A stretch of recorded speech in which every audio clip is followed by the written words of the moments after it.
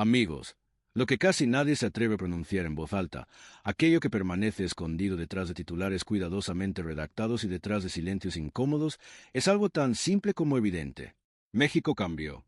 Y no cambió porque las élites lo desearan, ni porque los mercados internacionales consideraran prudente permitirlo. Cambió porque un presidente decidió romper con un modelo económico que durante más de 3 décadas había drenado, empobrecido y debilitado el futuro de todo un país. Esa transformación no surgió de una concesión gentil, sino de una confrontación directa con un sistema que se había vuelto prácticamente intocable. Durante décadas completas se nos vendió la idea de que no existía alternativa posible, que privatizar era modernizar, que obedecer a Washington era progresar, que permitir que la desigualdad creciera sin control era un sacrificio necesario para atraer inversión. Esa visión llevó a que millones aceptaran como normal lo que, en el fondo, era un proceso de despojo sistemático. Pero llegó Andrés Manuel López Obrador, un hombre profundamente despreciado por las élites que definían al país, y lo que hizo desde que asumió el poder fue tan simple como devastador para quienes controlaban la economía nacional. Restituyó al Estado en el centro de la vida económica de México. Recuperó una función que había sido arrebatada deliberadamente. Y aquí surge la pregunta que nadie se atreve a responder en público. Si México se transformó de manera tan notoria frente a los ojos del mundo, porque aquellos que durante años aplaudieron el neoliberalismo hoy guardan un silencio tan profundo como calculado. Para entender el significado de la llegada de López Obrador al poder, es necesario observar con claridad el México que existía antes de él. Ese México, que casi nunca aparecía en los análisis de los medios internacionales, no era un país avanzando hacia la modernidad, sino un país atrapado en un modelo diseñado exclusivamente para enriquecer a unos cuantos y condenar a la mayoría a sobrevivir como pudiera. Durante más de 3 décadas lo que se presentó como modernización fue en realidad un proceso continuo de privatización, subordinación y desigualdad creciente.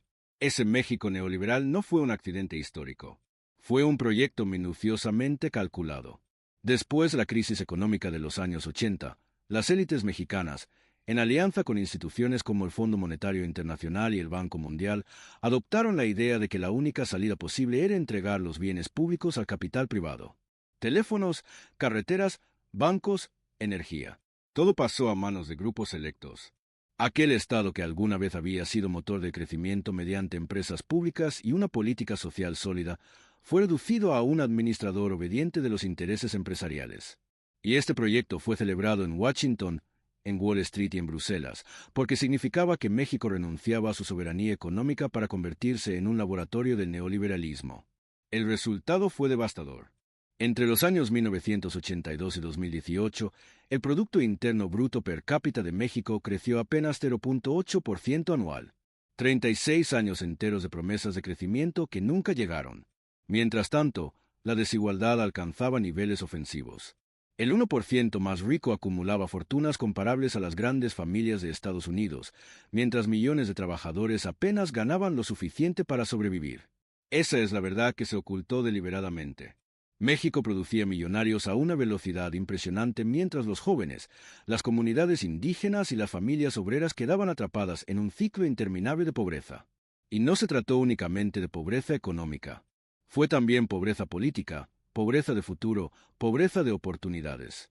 La doctrina neoliberal repetía una y otra vez que no existía alternativa, que el mercado lo resolvería todo, que era necesario recortar el gasto público, cerrar empresas estatales, abandonar el campo, renunciar a la soberanía energética. El petróleo, símbolo histórico de independencia, fue convertido en una mercancía entregada poco a poco a corporaciones extranjeras. La electricidad dejó de ser concebida como un derecho y pasó a convertirse en un negocio para empresas privadas que llegaban únicamente para extraer ganancias del pueblo mexicano. ¿Y qué significaba todo esto para el ciudadano común? Significaba que un joven en Oaxaca o en Chiapas debía migrar a Estados Unidos porque su tierra estaba abandonada. Significaba que una madre trabajadora en la Ciudad de México tenía que aceptar salarios miserables porque la economía estaba diseñada para garantizar mano de obra barata. Significaba que un adulto mayor, después de toda una vida de trabajo, recibía pensiones insuficientes mientras observaba cómo políticos y empresarios acumulaban privilegios intocables.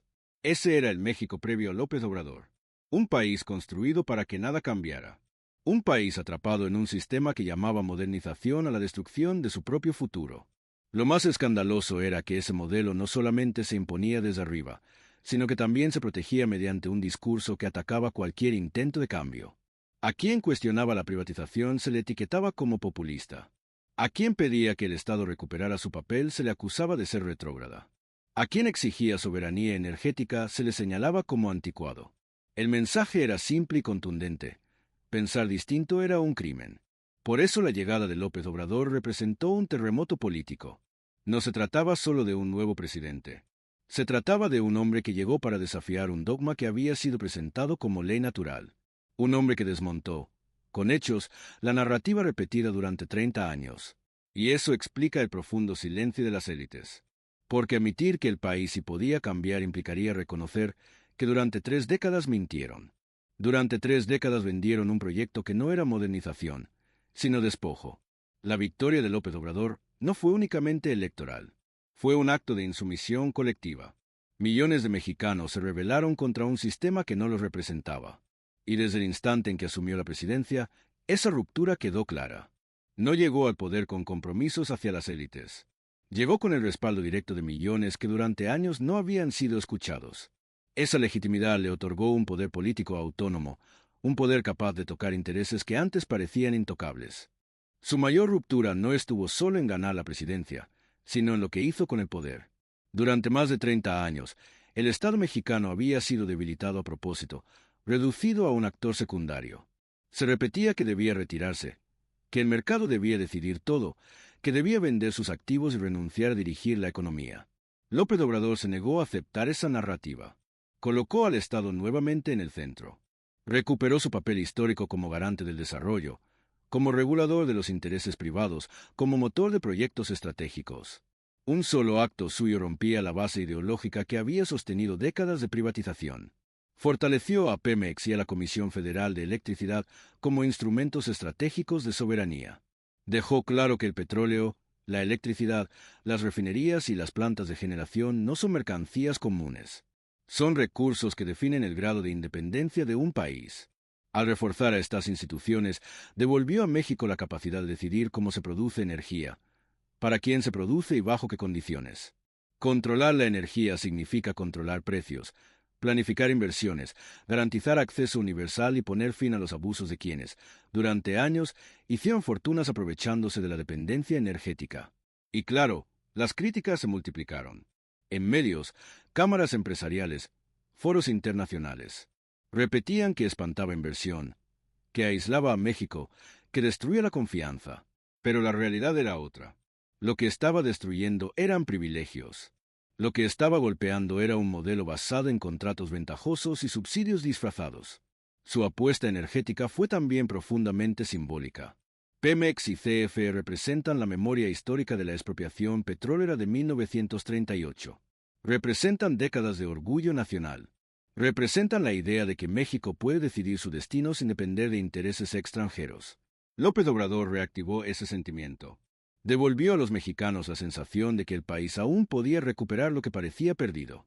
Cuando un país recupera su energía, lo que realmente recupera es poder. Poder económico, poder político, poder simbólico.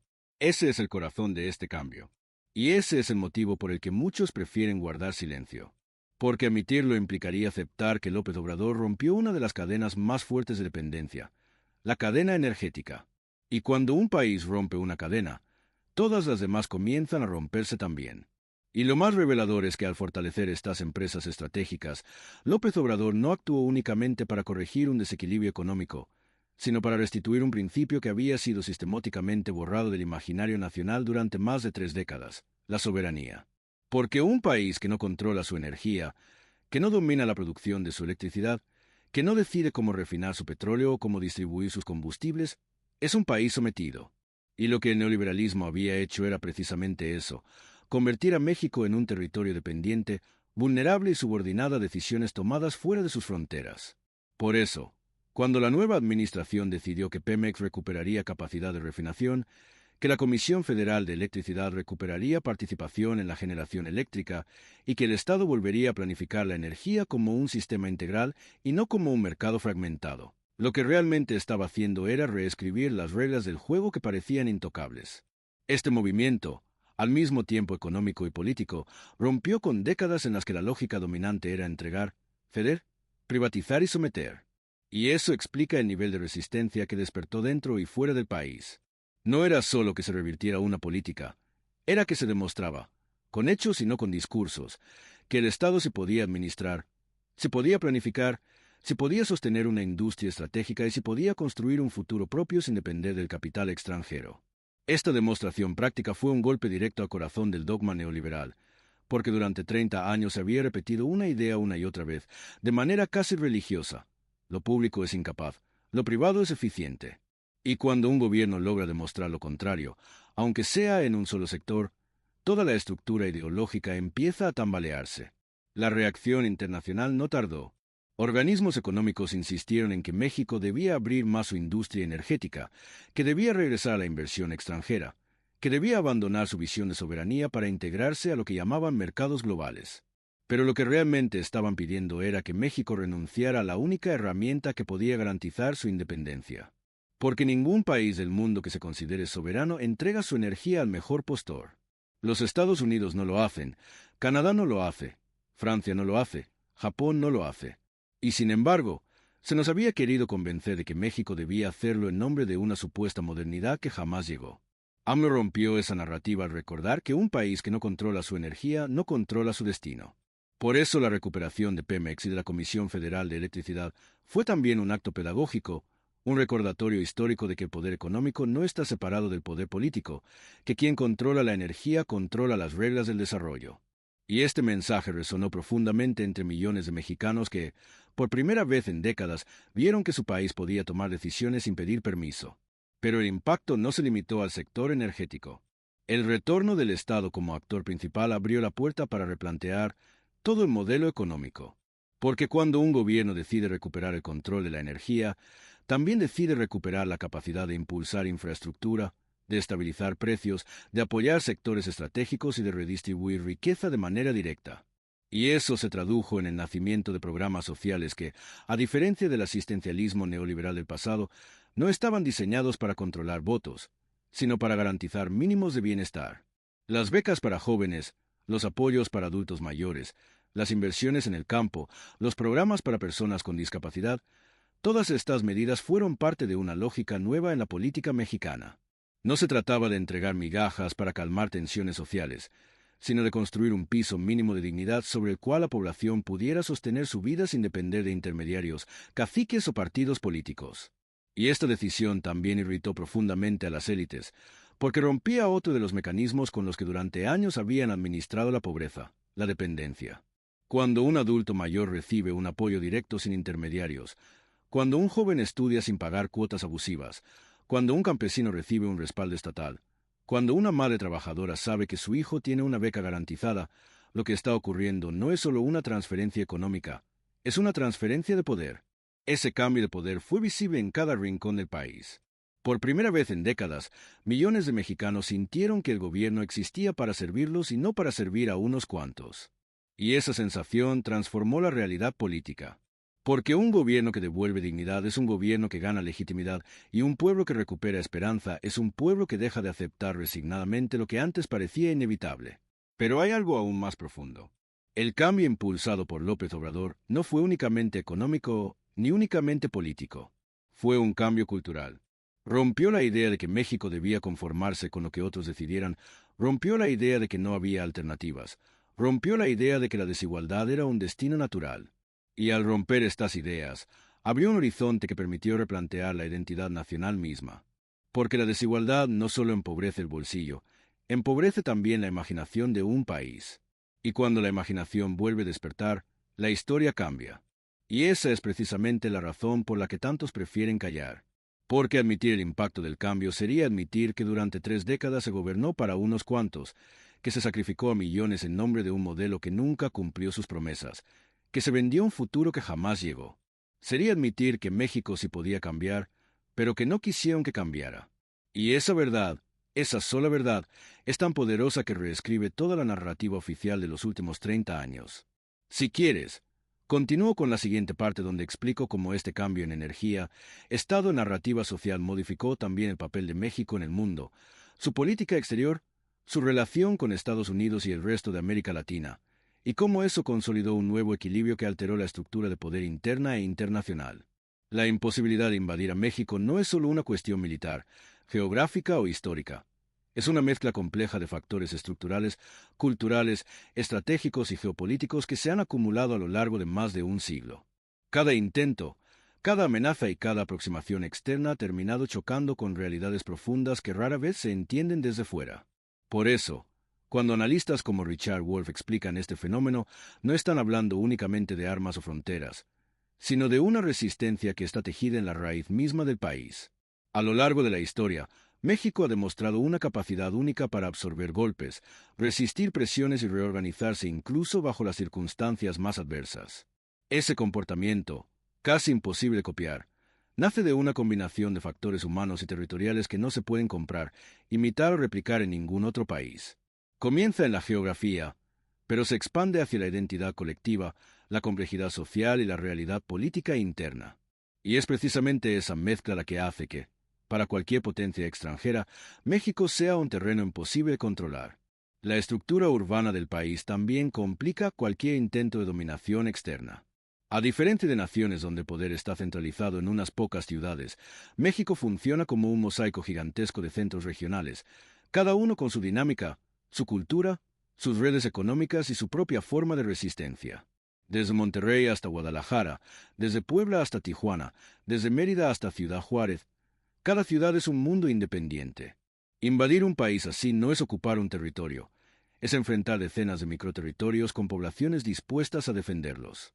Pero incluso si un invasor hipotético superara la geografía, la estructura urbana y la complejidad regional, enfrentaría el elemento más imposible de vencer: la sociedad mexicana. Un pueblo que históricamente no se quiebra, no se rinde y no se somete. Las poblaciones mexicanas han resistido imperios, dictaduras, intervenciones y crisis económicas devastadoras, y sin embargo continúan reconstruyéndose una y otra vez. Esta capacidad de resiliencia hace que cualquier agresor se enfrente no solo a un ejército, sino a millones de personas decididas a oponer resistencia transversal, descentralizada y permanente. Además, México tiene un factor geopolítico crucial: su relación con Estados Unidos.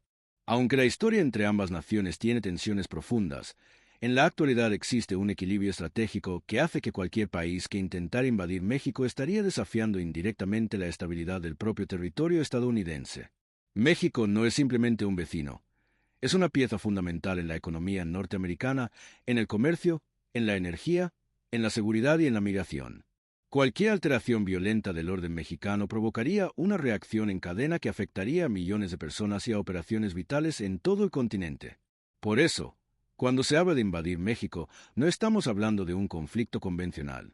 Estamos hablando de un movimiento que desestabilizaría por completo el hemisferio.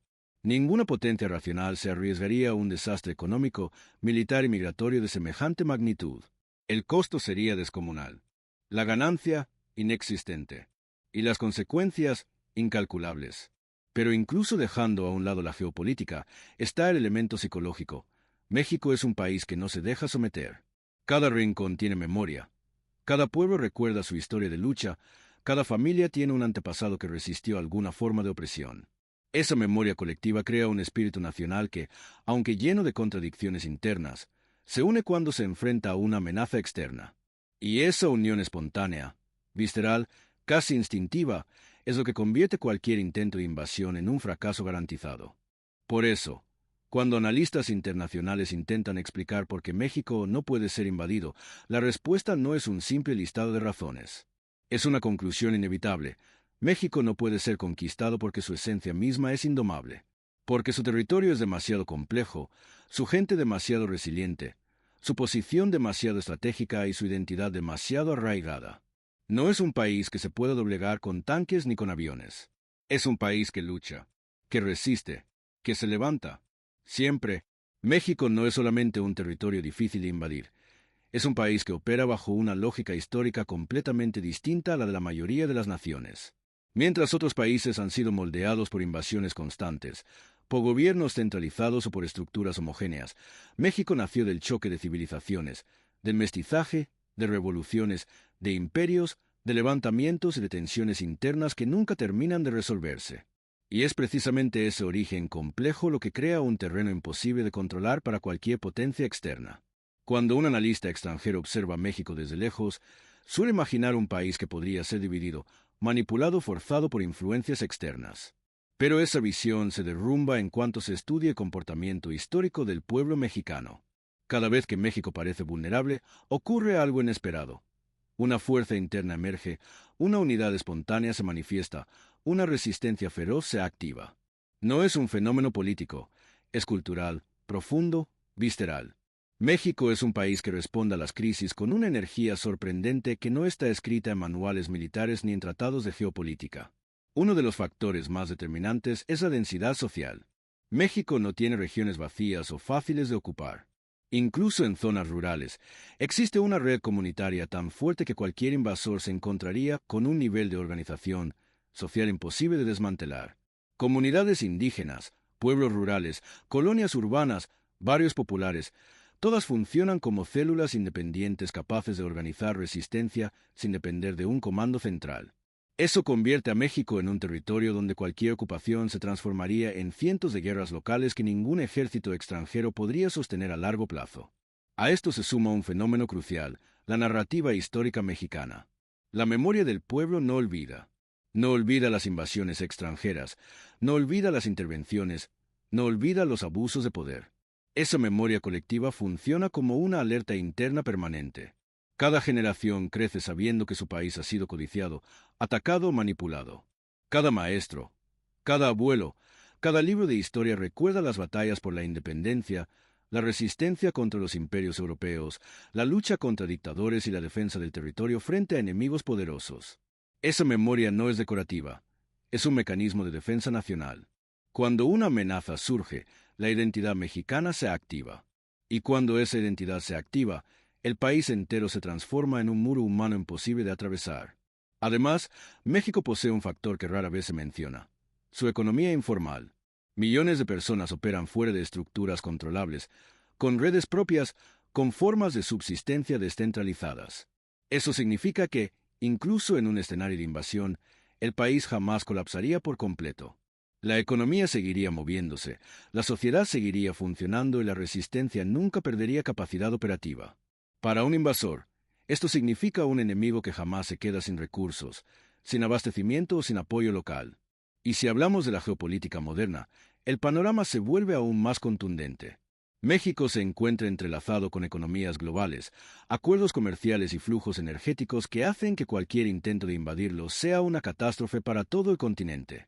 Las cadenas de suministro que cruzan la frontera México-Estados Unidos implican millones de empleos, industrias enteras y sistemas productivos interdependientes. Interrumpir México sería interrumpir el corazón económico de Norteamérica.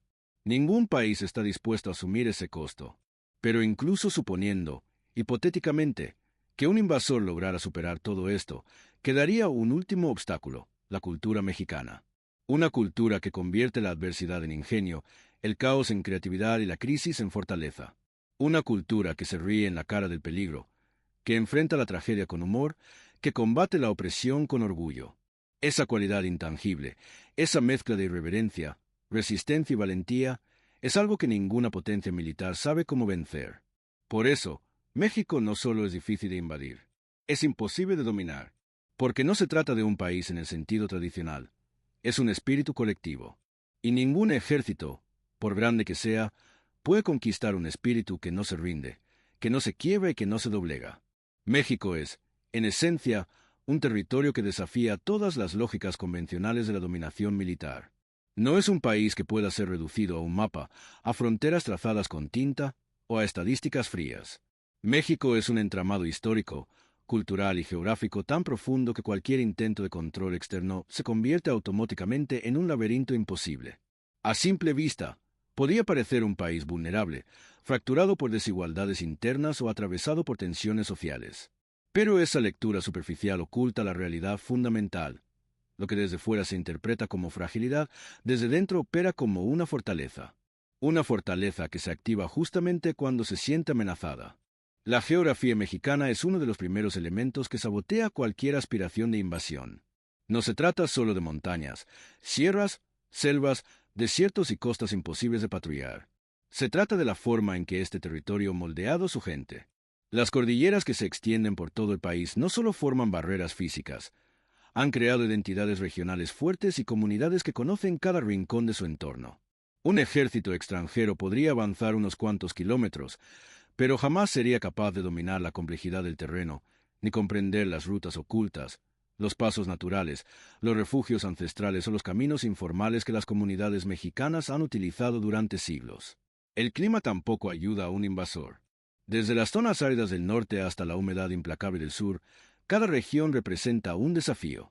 El invasor no solo enfrentaría a soldados, se enfrentaría al calor extremo, a las lluvias torrenciales, a las montañas que obligan a un avance lento, a la vegetación que dificulta la visibilidad y a un ecosistema que castiga a quien no lo conoce. México no es un territorio que pueda ser atravesado sin desgaste.